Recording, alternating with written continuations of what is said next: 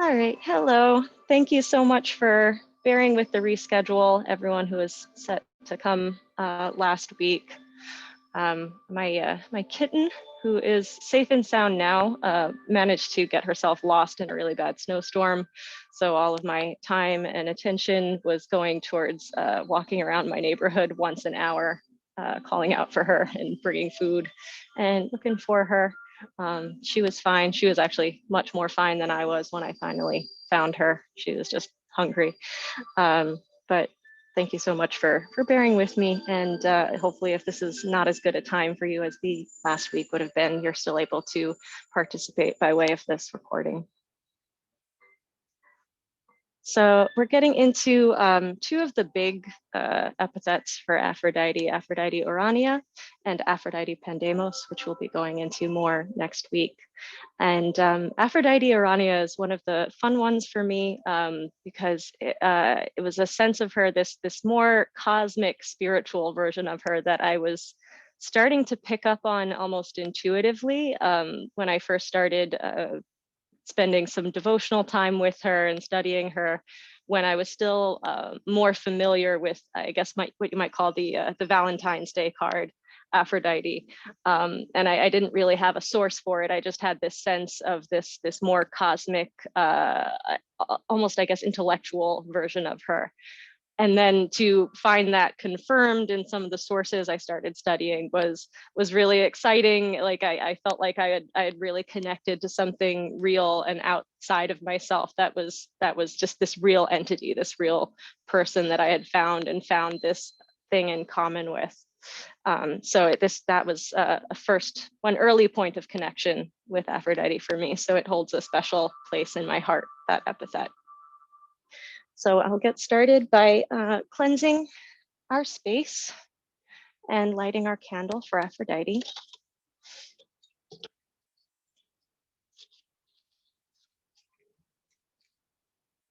We have a silver one today. They put me in the mind of stars.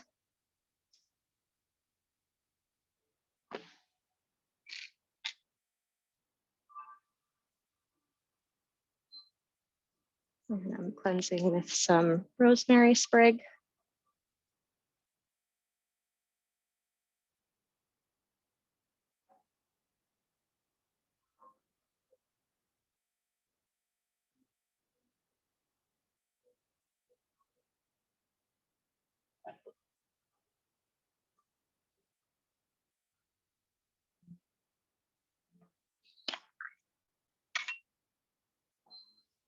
And I put it out in some ocean water that I collected near my home. And use it to bless the altar space for this session.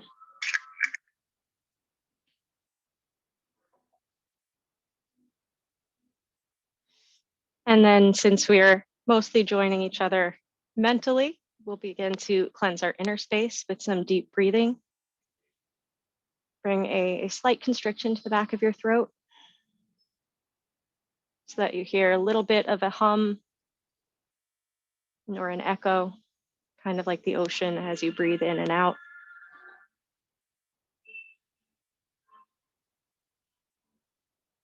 Then we're going to do a technique called a ladder breath, where we're just going to count back and forth, and I'll do the counting for you, but we're going to count to 5 and then backwards from 5 using our breaths, and then up to just 4 and back.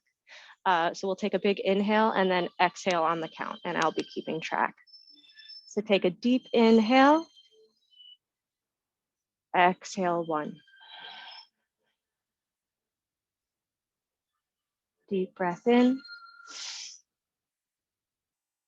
exhale 2. Deep breath in,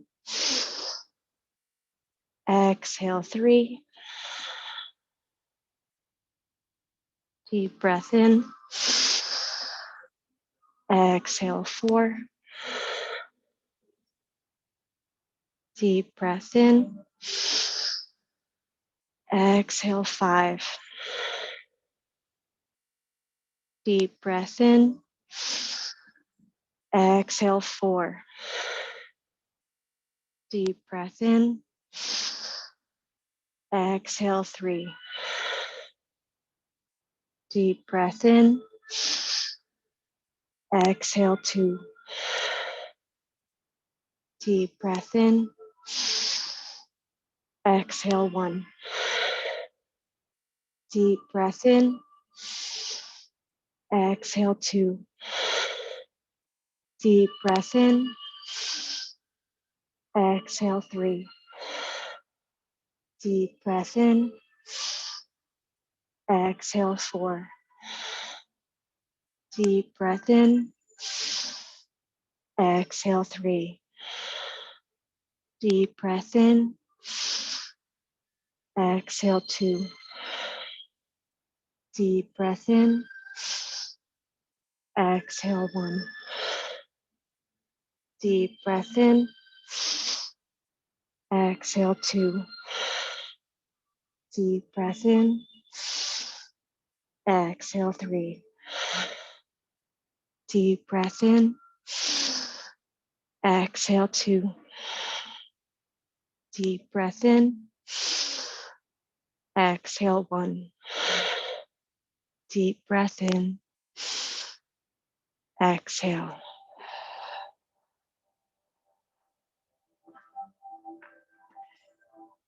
And that's a very deep centering breath, especially when you don't have somebody counting for you on the outside. It can be a really great way to build your sense of focus. It might take more tries to get the count in order if you have time for an extended meditation.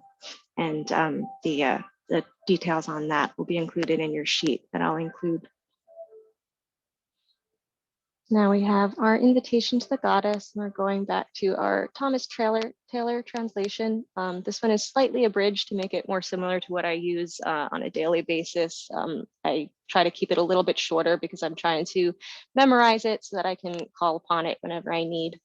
And I've included some notes on what I've cut and why also in the sheet.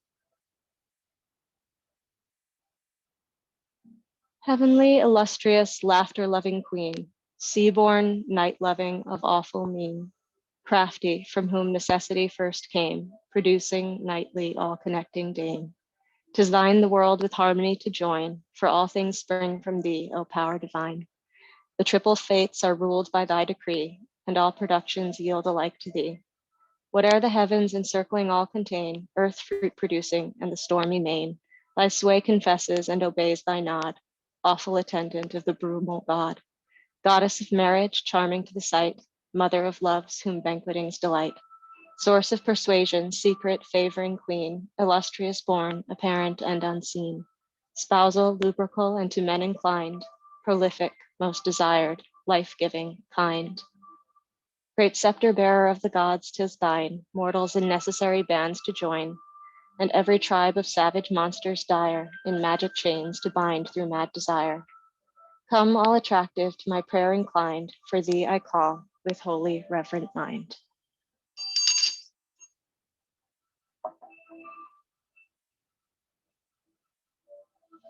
And my offering today is blue butterfly pea flower tea, because traditionally to Ourania, you do not offer wine.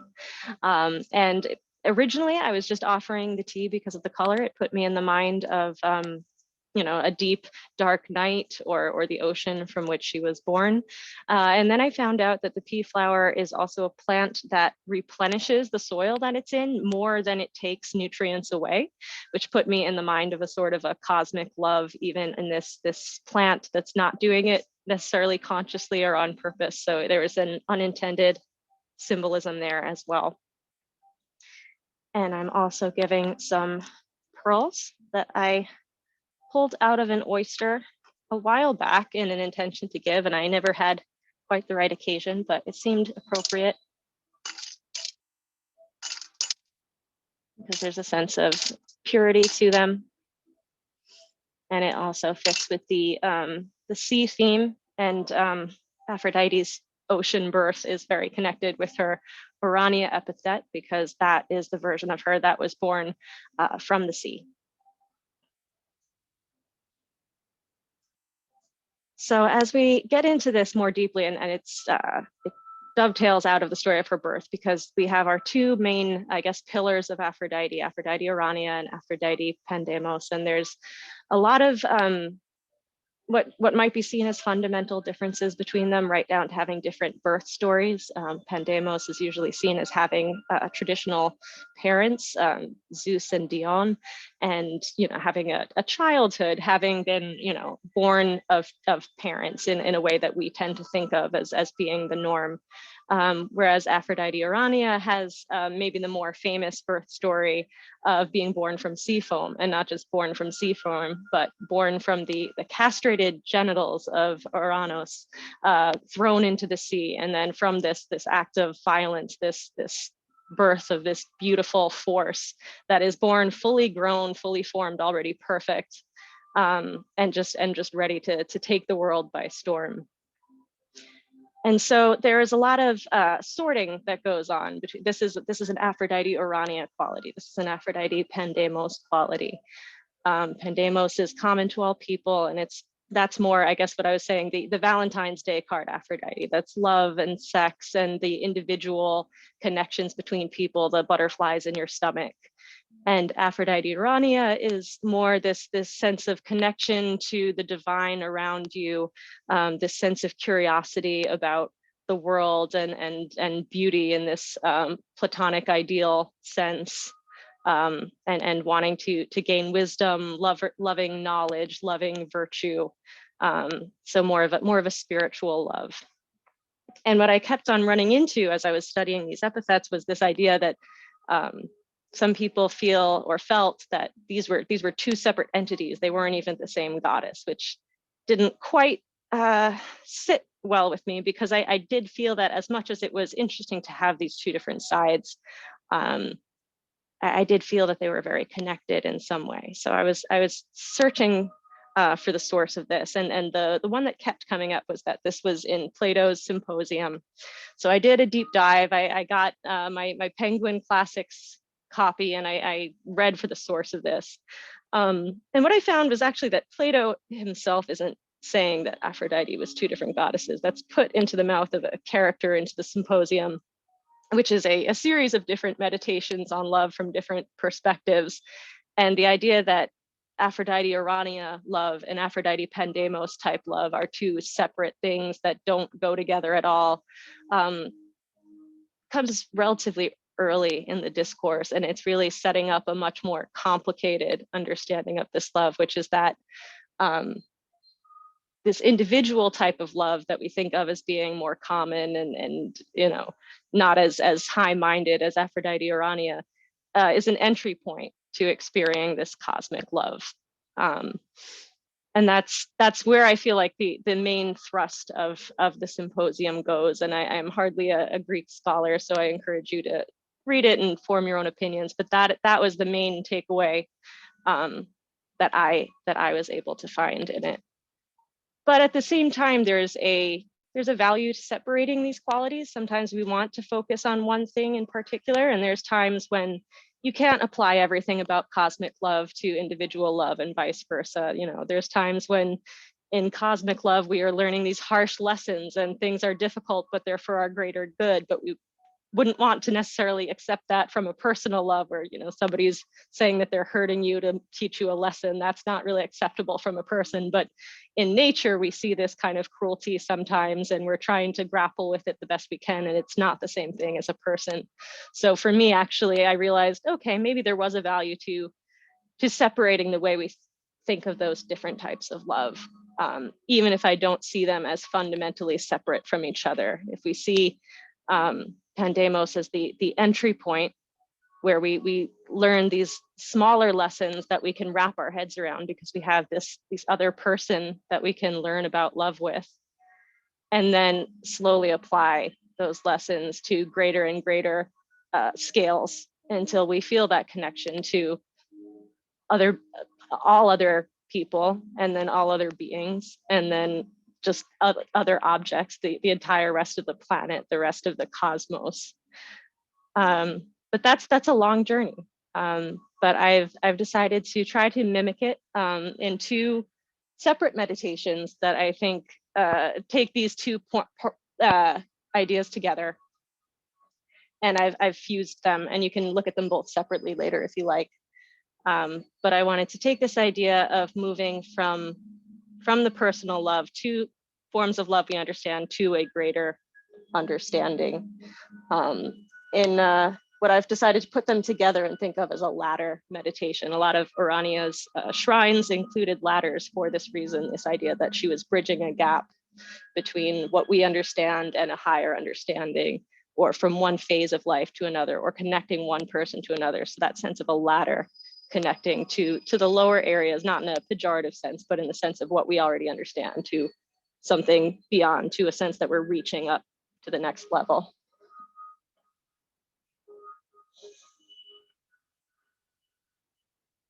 And as we start, come back to that breath.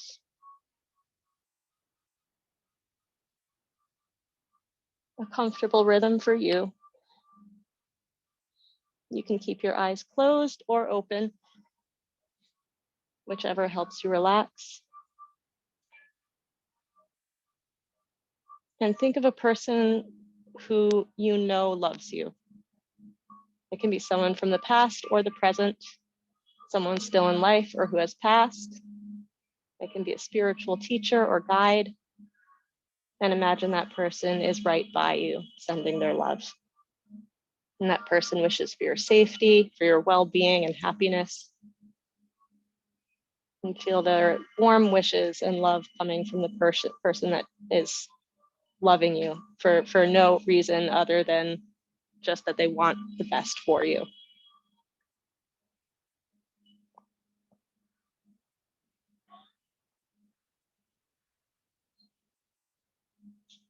And now imagine sending your warmest wishes back to them in gratitude.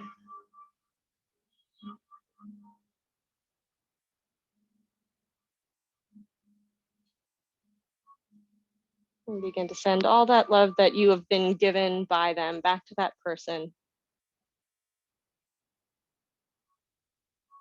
And feel the ways that you and that person are similar, even just in very general terms. Just like you, that person wishes to be happy. And send all of your love and warm wishes to that person. And as you breathe, thinking in your head, may you live with ease. May you be happy. May you be free from pain. May you live with ease. May you be happy. May you be free from pain. May you live with ease. May you be happy. May you be free from pain.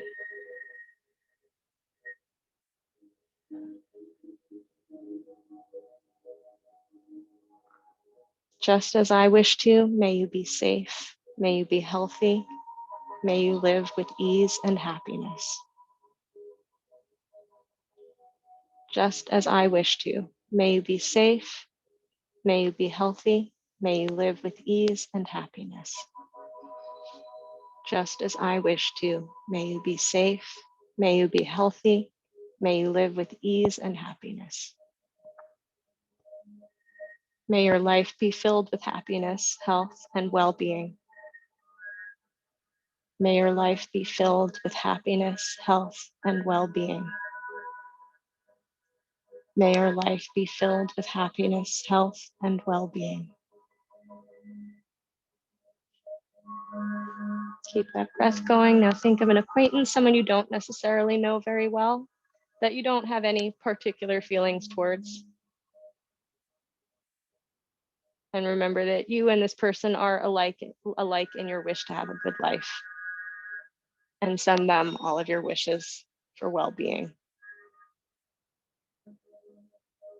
Keeping that deep breath, saying to them, just as I wish to, may you also live with ease and happiness. May you also be happy. May you also be healthy. May you also be free from pain.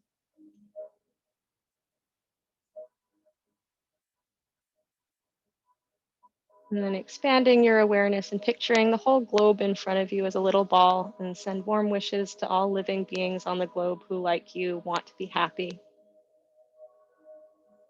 Big breaths, just as I wish to. May you live with ease, happiness, and good health.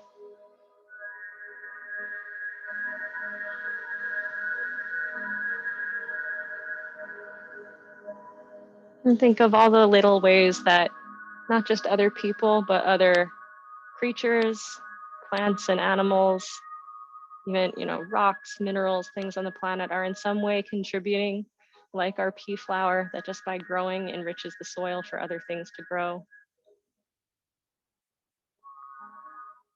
Even creatures who may sometimes do harm, whose gifts are less obvious. If you think of the wolf, and that's also another of Aphrodite's epithets in some places, the she-wolf, while they are a predator, it's found that in places where there are not enough wolves, in places where there would naturally be, a lot of their prey begin to starve and they die very prolonged deaths when the food chain is not in balance. And that can be one of those hard lessons we have to grapple with. Why is it a choice between a hard death or an easy death? Why can't things just be really great? Why can't the deer and the wolves just all be friends? I don't know.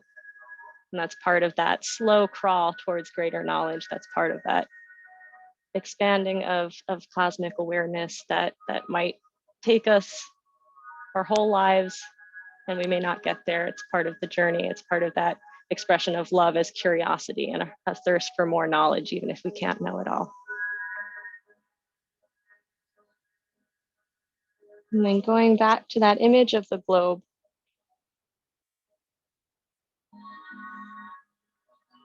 begin to see the stars and other planets around our world. And as you sit and breathe, open yourself up to the idea that outer space is already an intimate part of your everyday life. Breathe in deeply, fill your lungs with air deep into your stomach. Feel the air flowing past your nose or into your mouth, down into your lungs, and then back out again. Follow this breath as it travels the course into you and out of you. Breathing in, know that you are breathing in. Breathing out, know that you are breathing out. Start by imagining the world around you shifting back in time to the deep history of our planet. As you stay still, time travels backward all around you, unwinding, returning you to the wonders of the early life on planet Earth. You're watching the seas of our ancestor planet. Massive plumes of phytoplankton are blooming in ancient oceans. Billions of these microscopic organisms, bacteria, plants, protists are swirling in the sea. You see them using chlorophyll to soak in and absorb the radiation from our star, from the sunlight. They're breathing in carbon dioxide and breathing out oxygen, increasing the oxygen in the atmosphere. They're building the atmosphere as we know it now, making it less toxic for future life. As they bloom, they are making it possible for our distant evolutionary ancestors to eventually leave the sea for the first time, to grow and even walk onto the land while wearing spacesuit-like bodies filled with ocean water. Returning now to the present day, notice as you inhale Earth's atmosphere, you are breathing with all the plants and other photosynthesizers. Those are everywhere, those near you, maybe those indoors with you, those just outside in the cities, parks, forests, in the deserts, on the tops of mountains, all around the planet. They are still breathing with us. We breathe together in our shared biosphere made possible by the bright, warm radiation from a star.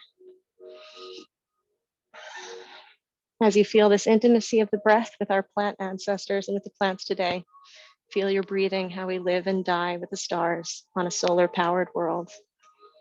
Breathing in, know that you're breathing in with the plants. Breathing out, know that you are breathing out with the plants. We live with all the life of this planet Earth. We live together on a thin layer of mineral and organic material covering the surface of the planet. Life is born from this layer of material. Life returns to this layer of material and then reemerges again in a new form. The water of the clouds fills into this living layer, flows through it, evaporates into the sky, falls as rain. The water goes into our bodies, comes out again, and flows through the earth, rises again, returns to the clouds, falls again. Feel this in your body, the way you are made out of so much water as you sit here. You have carried the ocean with you onto the land, and just as the water circulates through the biological and mineral layers of the surface of the earth, the water also circulates through your body. The water in you was once a cloud, was in a deer, in a slug, a whale, a fly, a mushroom, in bacteria, in other humans. The water in you was once a river. The water in you carved great canyons, froze into snowflakes, reshaped the landscape as glaciers sliding across continents. The water in us reminds us all life on earth is part of us. Breathing in, know that you are breathing in with the water of rivers and clouds and seas. Breathing out, know that you are breathing out with the water of the rain and the ice. Right now, feel what it's like to know you are sitting on the surface of a planet in space. Our home planet, this Earth, is already in space. You are traveling on a living, hybrid, organic, inorganic spaceship with a life support system more complex than anything humans have created. A complex environment system that keeps us and all life thriving, breathing, and continuing. You can even feel this massive planetary ship humming with life and movement and weather and energy as it soars through the vastness of space. Bring your attention to where you are right now on the planet. Feel your body, grounded now on Earth. Feel the points of contact your body is making with the chair, the floor, or the cushion you are sitting on. When we sit like this, anywhere on Earth, we are being held gently on the surface of a planet with a vast life support system of a planetary ecology. Breathing in, know that you are breathing in with the Earth. Breathing out, know that you are breathing out with the ecosystem of the Earth.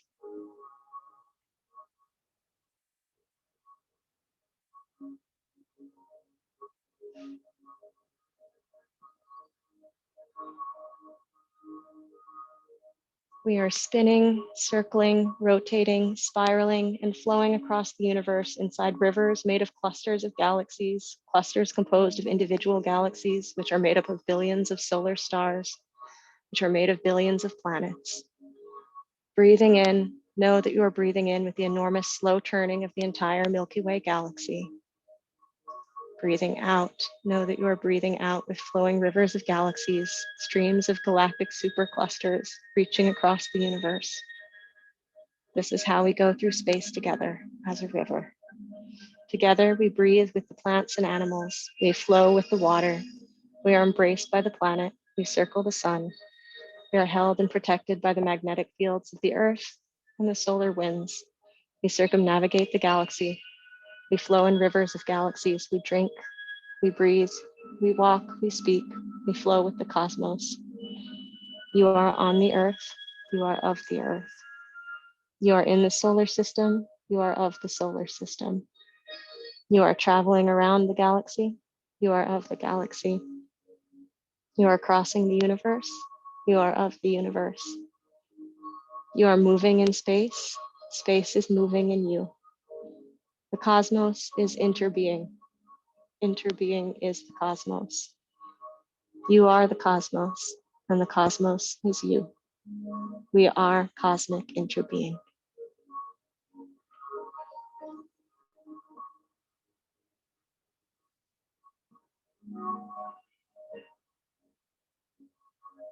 Deepen your breath if you've lost it.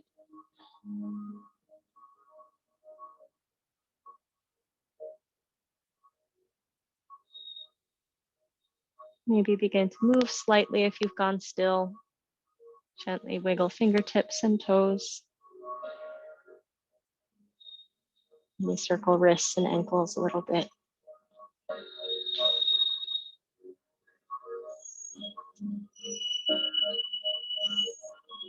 At this point, you may want to reflect on meditation results for a short while, or you might want to take some more extended reflection later. This might include a private journaling practice.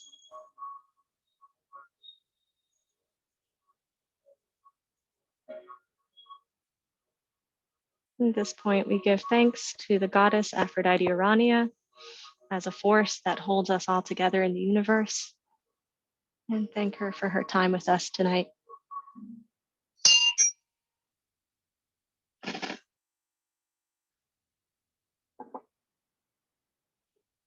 Thank you so much for joining me in devotion to Aphrodite Ourania. Next month, we'll be taking more of a deep dive into the Aphrodite Pandemos side. And we also have, I believe it'll be on the 2nd of February, my sister and I are doing our next round of Wheel of the Year rituals for Persephone, this one for Imbolc. And I'll be in touch. Much love. Thank you all.